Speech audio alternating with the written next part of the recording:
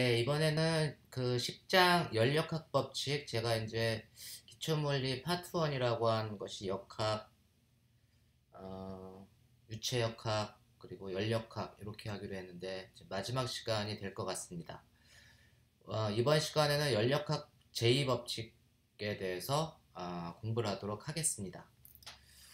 먼저 연력학, 이 지금 그림을 보면 이 그림은 이제 용철이 그 단진동하는 모습, 그리고 어떤 물체가 이렇게 원운동하는 모습, 뭐 이런 애니메이션인데, 이러한 그 과정을 우리가 가역 과정이다, reversible process다 라고 얘기를 합니다. 그래서 가역 과정의 정의는 외부에 어떤 변화도 남기지 않고 처음 상태로 되돌아갈 수 있는 과정을 우리가 가역 과정이다 이렇게 얘기를 합니다.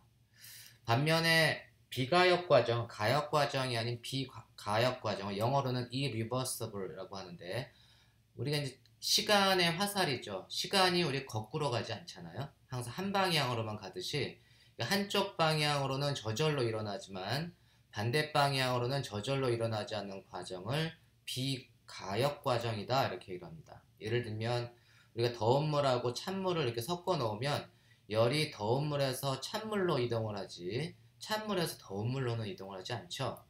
이러한 과정을 우리가 비가역 과정이라고 하고, 우리가 이제 그 더운 물하고 찬물처럼 이렇게 접촉 전에는 고온과 저온의 물체의 분자들은 서로 다른 평균 운동 에너지를 갖습니다. 그죠? 평균 운동 에너지가 온도에 비례한다고 했으니까.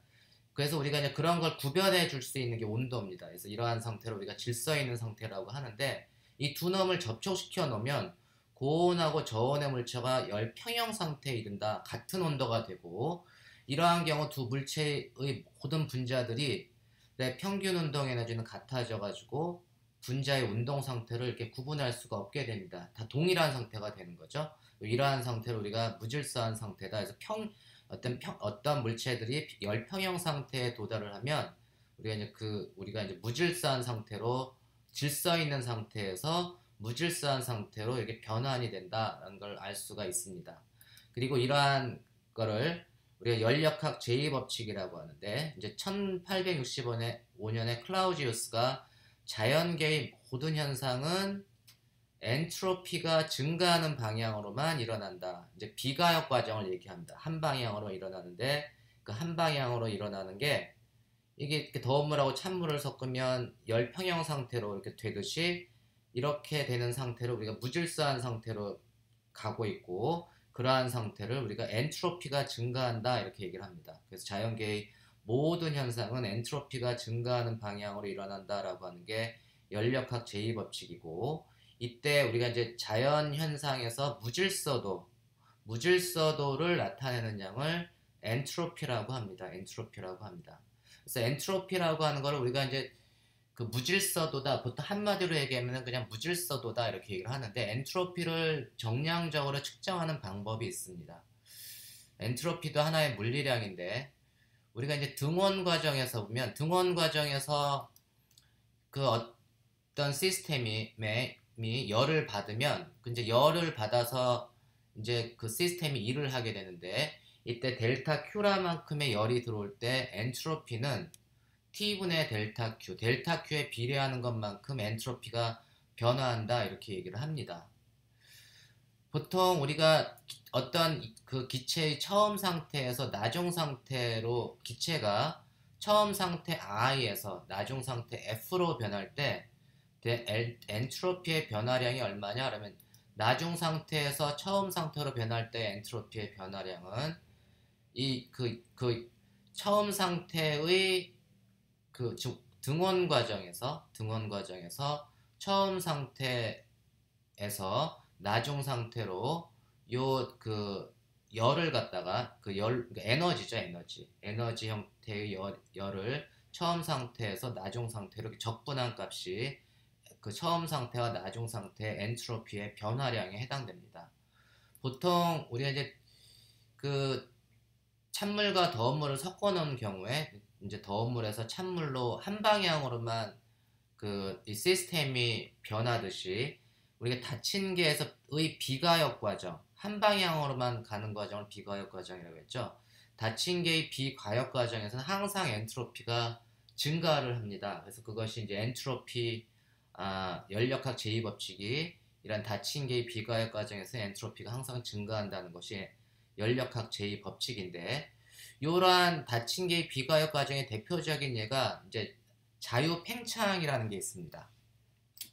영어로는 이제 free expansion이라고 하는데, 이 지금 이제 그림과 같은 플라스크의 한쪽에 기체를 다 몰아넣고 다른 쪽은 이렇게 진공 상태로 이렇게 두었어요. 그래서 이제 이상 기체가 한쪽의 플라스크에 있고 다른 쪽은 진공 상태로 있고, 그리고 지금 중간을 지금 마개로 이렇게 닫아놨는데, 이 지금 이 플라스크 바깥은 이제 단열된 상태로 돼 있고, 이제 지금 닫힌 마개를 이렇게 순간적으로 탁 풀면 그럼 기체가 이렇게 확 그냥 팽창을 하게 됩니다. 순간적으로 이렇게 팽창을 하게 돼가지고 평형 상태로 이렇게 도달하게 되는데, 이러한 과정이 비과역 과정의 한 예입니다. 제가 이렇게 지금 나중 상태를 가만히 두면 처음 상태로 안 가잖아요. 그래서 한 방향으로만 이동하는 비과역 과정에서는 기체의 엔트로피가 증가했다 이렇게 얘기를 합니다. 엔트로피는 항상 증가한다. 근데 이제 이 자유팽창의 특징 중 하나가 특징이 몇 가지가 있는데, 첫 번째 특징은 뭐냐면 마개를 갖다가 열면 요게 이제 그 진공 상태로 이렇게 쭉 기체가 이동을 하는데, 이때는 이제 압력이 0입니다. 순간적으로. 압력이 0이기 때문에 기체가 한 일은 P 델타 V. 그래서 비록 부피는 증가했지만 압력이 0이기 때문에 기체가 한 일은 0이 됩니다. 그런 특성을 갖는 현상을 우리가 자유팽창이다 이렇게 얘기를 합니다. 두 번째 자유팽창의 특징은 그 겉이 완전히 단열되어 있는 상태라서 이 상자가 열 출입이 없는 상태입니다. 그런 상태가 자유팽창의 특징입니다. 그 열 출입이 없는 상태에서 기체가 한 일이 0이 되니까, 열 출입이 없는 상태에서 기체가 한 일이 0이 되니까, 우리가 연력학 제1법칙에서 보면 이 시스템의 내부 에너지는 또 0이 되겠죠. 시스템의 내부 에너지의 변화량도 0이 됩니다. 내부 에너지의 변화량이 0이라는 얘기는 처음 상태의 온도하고 이 나중 상태의 온도, 처음 상태의 온도를 Ti, 그리고 나중 상태의 온도를 재면 그걸 TF라고 하면 내부 에너지의 변화가 없기 때문에 온도가 같습니다. 처음 상태와 나중 상태의 온도가 같습니다. 그게 이제 자유팽창의 특징이에요. 그러면 우리가 이제 그런 게 이제 우리가 등원 과정이라는, 근데 이제 등원 과정이라고 우리가 얘기할 수 있느냐라고 하면 약간 애매해요. 왜냐하면 자유팽창의 특징은 모든 게 순식간에, 마개를 여는 순간에 순간적으로 기체가 팽창을 하기 때문에 이 팽창이 순식간에 진행이 돼서 처음 상태하고 나중 상태는 굉장히 클리어하게 나오지만 중간에 어떤 식으로 팽창을 하는지를 잘 모릅니다. 중간 과정은 잘 몰라서 중간 과정 자체는 열평형 상태에 있지가 않습니다. 나중 상태는 열평형 상태에 있지만 중간 과정은 우리가 모르겠, 압력, 그때 이 팽창하는 순간의 압력, 부피, 엔트로피, 그러한 거에 대한 정보가 없기 때문에 우리가 지금 이쪽은 완전 블랭크예요. 그래서 결국은 뭐냐 하면 이 자유팽창을 통해서 알 수 있는 건 처음 상태를 I, 그 다음에 나중 상태를 F라고 하면 처음 상태하고 나중 상태만 정해져 있지, 중간에 처음 상태에서 나중 상태로 어떻게 압력과 부피가 변해갔는지를 모릅니다. 그래서 지금 딜레마에 빠진 건, 그러면 우리가 엔트로피를 어떻게 결정하지? 엔트로피를 이 자유팽창에서 어떻게 계산하지? 라는 문제가 생깁니다. 그죠? 그런 문제가 생기기 때문에 자유팽창에서 엔트로피를 계산하는 게 굉장히 난감해지는데, 우리가 알고 보면 우리가 이상기체의 상태 방정식, 그러면 PV는 nRT 이렇게 쓰잖아요. 그러니까 상태 방정식이라고 하는 거는 이제 압력, 부피, 온도, 에너지와 마찬가지로 엔트로피도 상태를 나타내는 특징을 갖고 있습니다. 상태의 특성, 우리가 스테이트는 상태고 상태의 특징을 나타낸다. 상태의 특징을 나타내는 물리량들입니다. 이 state property라고 하는 건 뭐냐 하면, 내가 어떤 제 어떠한 시스템의 압력이 PI면 그 PI가 어떻게 왔는지, 어떤 과정을 거쳐서 왔는지 그거에 대한 정보는 몰라도 됩니다. 그냥 그때의 PI, 그 다음에 F라고 하는 나중 상태에서의 압력, 그 값만이 결정이 되는 거지. 그 어떠한 과정을 통해서 왔는지를 나타내주는 게 그 상태, 그거에 의존한, 그러니까 I에서 F로 어떤 경로를 따라서 갔는지를 의존하지 않고 엔드 포인트에만 이렇게 의존하는 것이 상태의 특징입니다. 그러니까 압력, 그다음 지금 우리가 초기 상태의 압력, 초기 상태의 부피는 알고 있고, 나중 상태의 압력, 나중 상태의 부피, 이런 걸 알고 있고, 마찬가지로 엔트로피도 처음 상태의 엔트로피하고 나중 상태의 엔트로피는 알고 있는데, 중간 상태의 엔트로피는 나중 상태의 엔트로피는 I에서 F로 어떤 경로를 따라서 왔는지에 무관합니다. 그러니까 그 상태는 경로에 무관하다, 이렇게 나타내 줄 수가 있겠네요. 상태가 경로에 무관하기 때문에 엔드 포인트만 알면 우리가 엔드 포인트만 같으면, 처음 상태하고 나중 상태만 같으면 얘가 등원 과정이든 뭐 단열 과정이든 뭐 어떤 과정이든, 그러니까 이 경로가 어떤 경로를 택해서 왔던지 그 엔트로피의 차이는 다 똑같다, 이런 얘기입니다. 그러면 내가 지금 자유팽창을 보면, 자유팽창에서 우리가 알 수 있는 정보는 초기 상태의 온도하고 나중 상태의 온도는 같으니까, 이거는 지금 중간 과정이 그냥 등원 과정으로 계산을 해도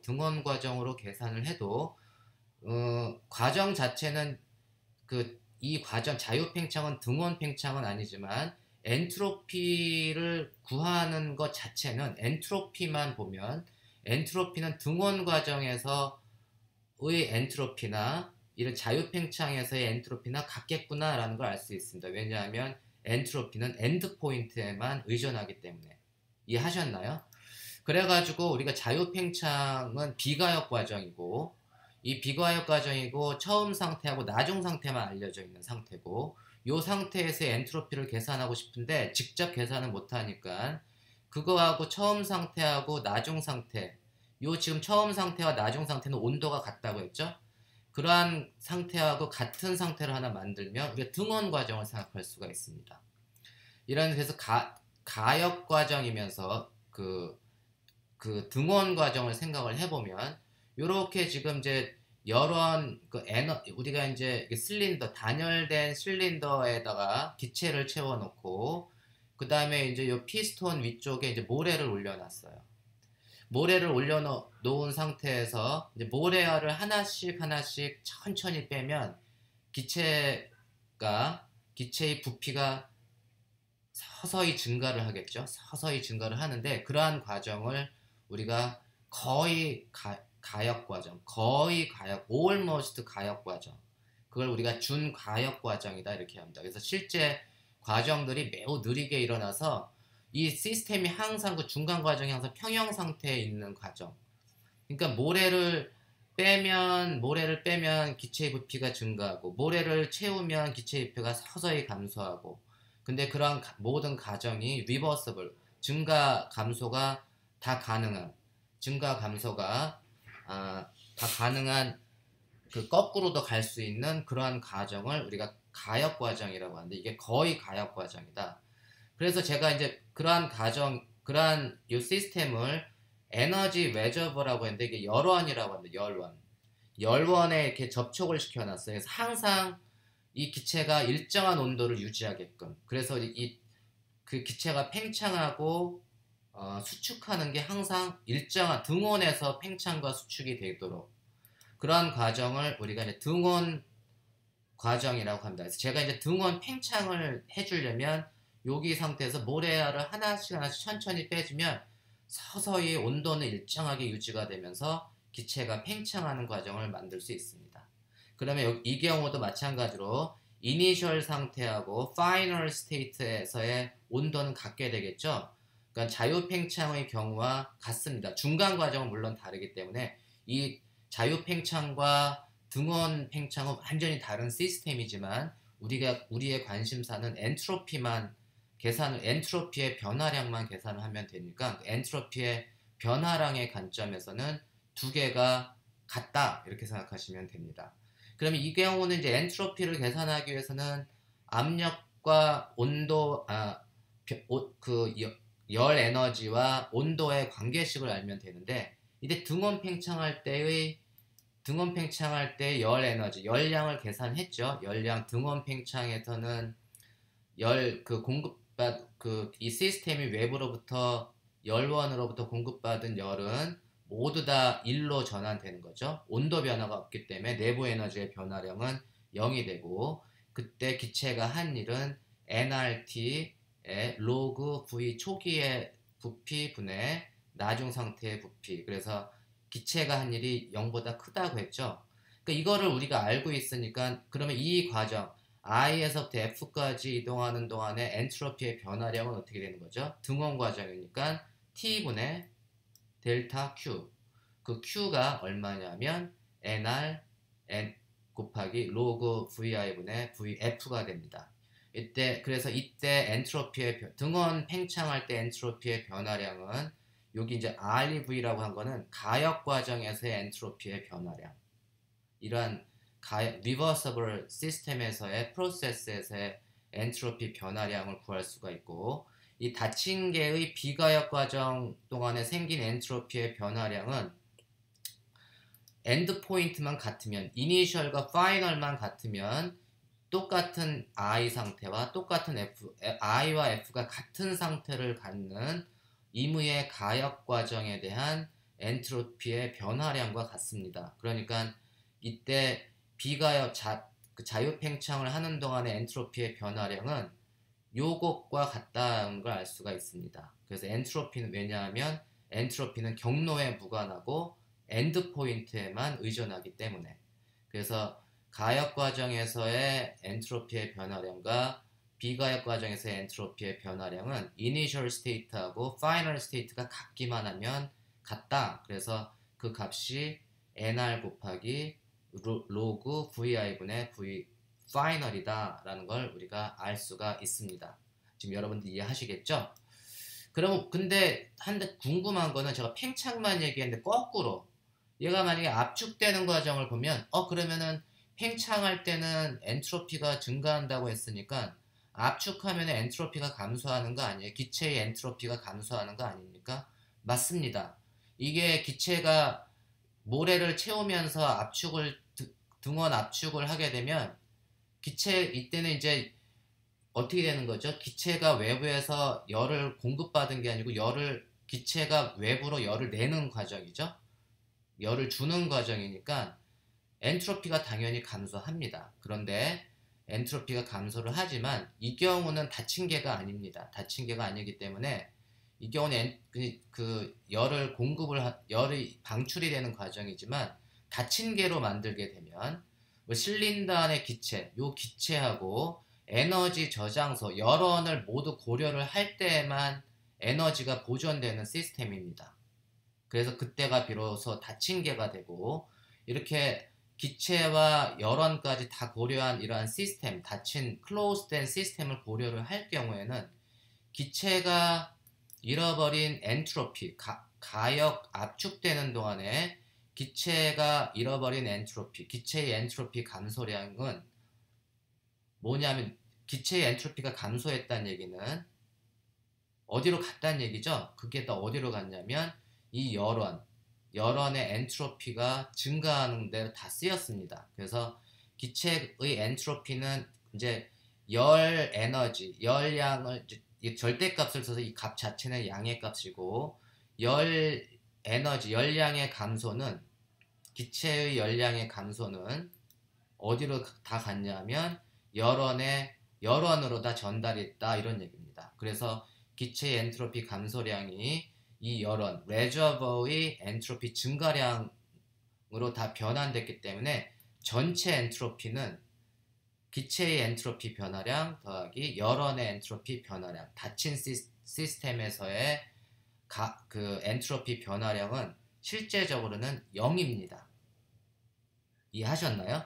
그래서 우리가 이제 연력학 제2법칙을 조금 좀 더 정확하게 수정을 하면, 연력학 제2법칙은 닫힌 계에서 closed 시스템에서 일어나는 비가역 과정에서는 엔트로피는 항상 증가하고, 이렇게 지금 가역 과정에서의 엔트로피는, 이거 닫힌 계에서는 엔트로피의 변화가 없습니다. 그러니까 엔트로피는 항상 일정합니다.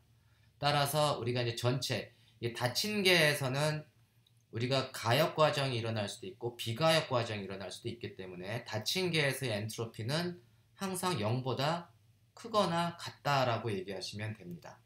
그래서 늘 엔트로피가 증가하거나 엔트로피가 감소하는 적은 없다. 엔트로피는 항상 0이거나 아무리 작아봐야 일정하고 변화량이 없고 아니면 다 증가하는 쪽으로 간다라는 게 연력학 제2법칙의 특징입니다.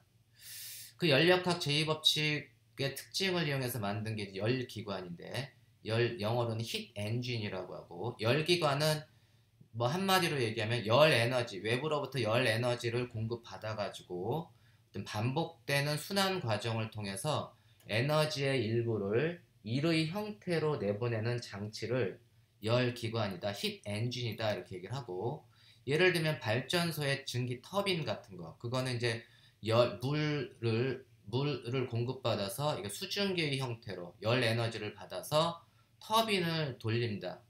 터빈을 돌려가지고 전기를 발전시키는 이러한 거를 우리가 증기 터빈이라고 하고, 자동차의 내연기관 같은 거는 뭐 그 가솔린 이나 혼합 공기를 태워서 그런 연료를 태워가지고 피스톤한테 일을 시켜줍니다. 이런 기관을 통해서 우리가 자동차가 작동을 하게 됩니다. 이때 우리가 이제 작동 물질이라고 하는데, 증기 터빈을 돌려주는 작동 물질은 물이나 수증기, 그다음에 내연기관의 작동 물질은 보통 이제 뭐 가솔린과 같은 연료입니다. 그죠?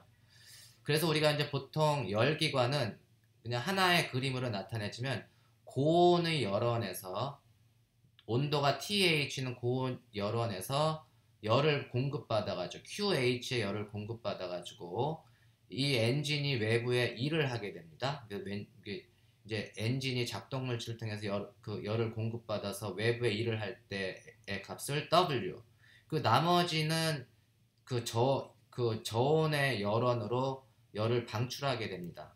이런 게 이제 열기관의 특징인데, 열기관의 원리는 고온의 열원, 온도가 TH는 고온 열원에서 QH라고 하는 열 에너지를 흡수해서, 그 다음에 일부는 엔진이 일을 하고, 나머지는 일하고 남은 놈은 QC라고 하는 열 에너지, QC는 QH 빼기 W. 그래서 이 W는 어떻게 되는 거죠? QH-QC. 뭐 이렇게 얘기를 해도 되고, 나머지는 저온의 열원으로 에너지를 방출하는 게 열기관의 원리고, 이러한 한 번의 순환 과정 동안에 열기관의 내부 에너지는 변하지 않습니다. 그래서 우리가 연력학 제1법칙을 보면 Q는 델타 W, 델타 U 플러스 델타 W 혹은 W인데, 이때 지금 기체간일 W는 뭐 어떻게 된 거죠? 고온의 열원 마이너스 저온으로 방출된 에너지, 이렇게 되는 거죠. Q는 이제 델타 U는 없고 0이고, Q는 W가 되고 W는 QH 마이너스 Q sub C가 됩니다. 이걸 조금 더 들여다보면 우리가 이제 열기관의 열 효율을 정의를 하는데, 열기관의 열 효율을 E라고 하고, 열 효율은 고열원으로부터 받은 열 에너지 분의, 그 다음에 이 엔진이 외부의 한 일의 비를 우리가 열 효율이라고 한다.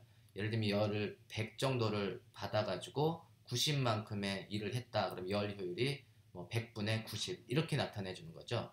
그래서 열기관의 열 효율은 QH의 크기분의 W가 됩니다. 근데 이제 W는 QH 마이너스 QC, 이게 절대값을 다 붙여놓은 거는 다 이 값은 다 양수로 계산해라 이런 얘기죠.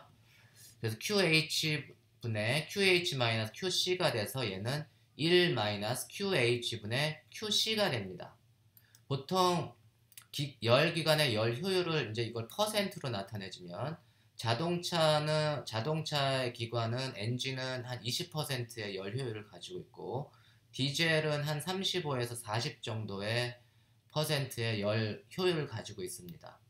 그러면 우리가 그냥 완전히 이쪽은 여기 이쪽으로 방출되는 열 없이 내가 고열원으로부터 받은 에너지를 다 엔진 2를 하게끔 만드는, 그러니까 다시 말해서 열 효율이 100%인 2가 1인 열 효율 100%인 열기관을 만들 수 없나요? 라고 사람들이 많이 질문을 하는데 그럴 수 없습니다. 정답은 불가능합니다. 입니다. 불가능하다는 것을 왜 불가능한지를 한번 볼게요.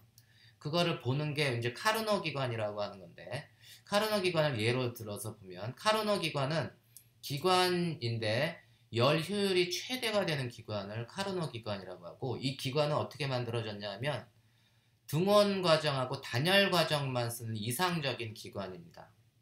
열 효율이 최대가 되는 등원과 단열, 두 번의 등원 과정, 두 번의 단열 과정을 통해서 한 번의 순환 과정을 거치는 기관을 카르노 기관이라고 하고 굉장히 이상적인 기관인데, 이 카르노 기관의 열 효율이 최대가 된다고 합니다. 우리 카르노 기관은 이제 그래프로 이제 PV 다이어그램을 그리면 처음에 이제 A 상태에서 외부로부터 이제 그 시스템이 열을 공급을 받아가지고 등원 팽창을 이렇게 합니다. B라고 하는 상태로 가고 등원 팽창을 하는 동안에 열이 공급되는 거죠. 열원으로부터 QH만큼의 열이 이렇게 싹 공급됐다가 그 다음에 B라고 하는 상태에서 또 팽창을 합니다. 근데 이번에는 열의 공급이 없이 열 출입이 없이 그냥 부피만 싹 팽창하는 그런 팽창을 뭐라고 했죠? 단열 팽창. 그래서 B에서 C로 가는 과정은 단열 팽창, 열 출입이 없이 열 출입이 없이 팽창하는 게 우리가 단열 팽창이라고 했습니다.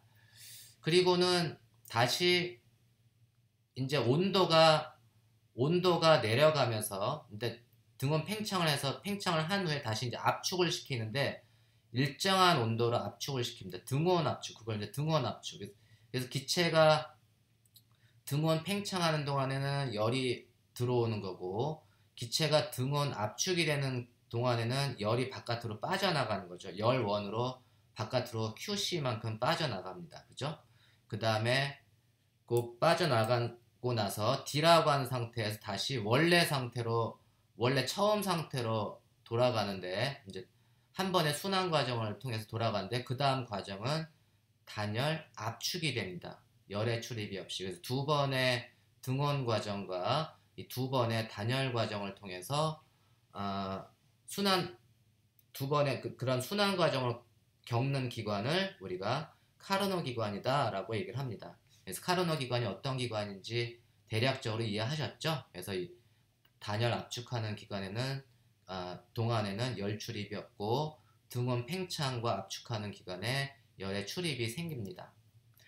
그때 이제 열 효율을 계산을 해보면 열 효율은 QH분의 W가 되고 이놈은 1-QH분의 QC 높은 온도 QH분의 QC가 되는데 요 놈을 제가 온도하고 엔트로피의 다이어그램으로 바꿔줄 수가 있어요. 온도하고 엔트로피 델타 S는 T분의 델타 Q 이렇게 되잖아요. 델타 S는 T분의 델타 Q라고 하는데 우리가 A에서부터 그 TS 다이어그램을 이제 그리면 여기 이제 고온의 열원을 TH 그 다음에 요 저온의 열원의 온도를 TC 낮은 온도를 TC 이렇게 내가 그려놓고 보면 우리가 상태 A에서 상태 B로는 등원 팽창을 하는 거죠. 온도가 변하지 않고 기체가 팽창하니까 엔트로피가 이 경우는 증가하는 거죠.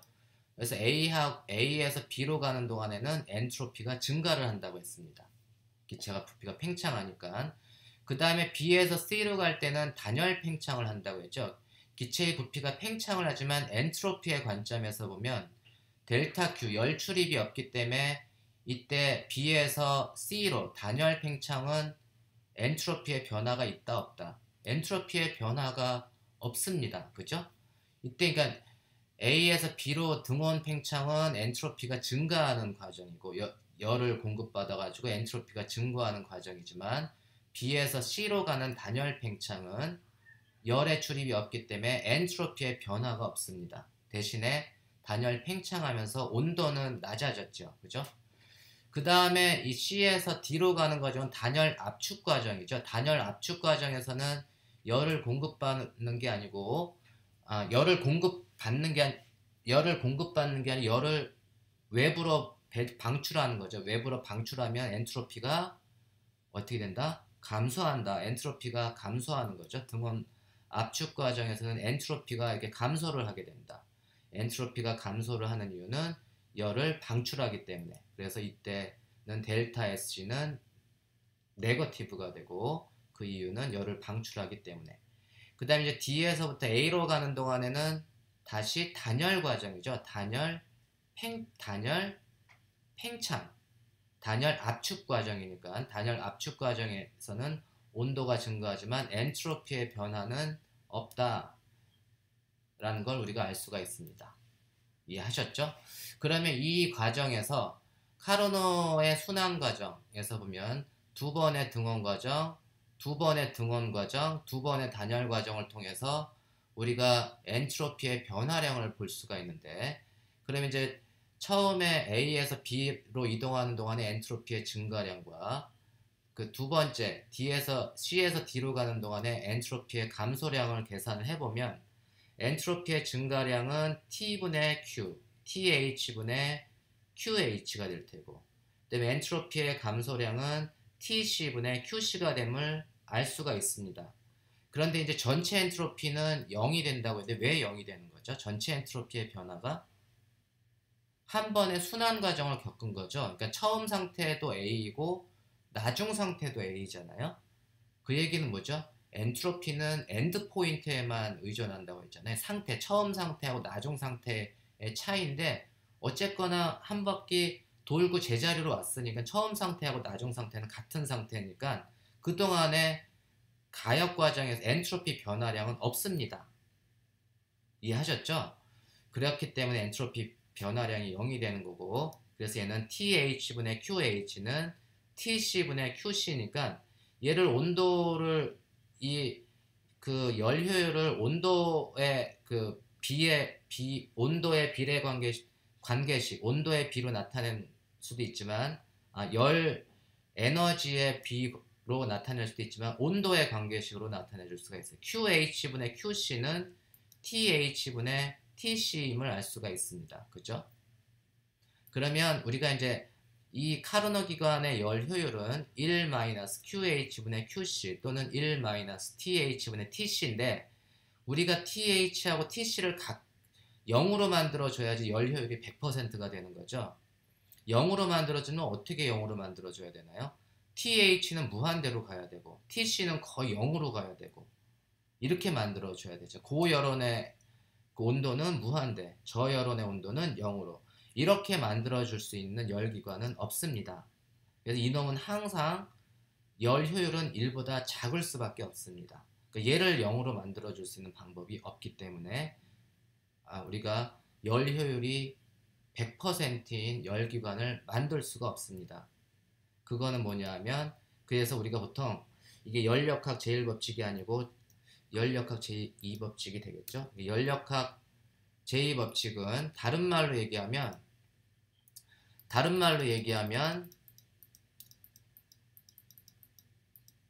열 효율이 100%인 열기관을 만들 수 없다라는 것과 그렇게 얘기를 해도 됩니다. 열역학 제2법칙은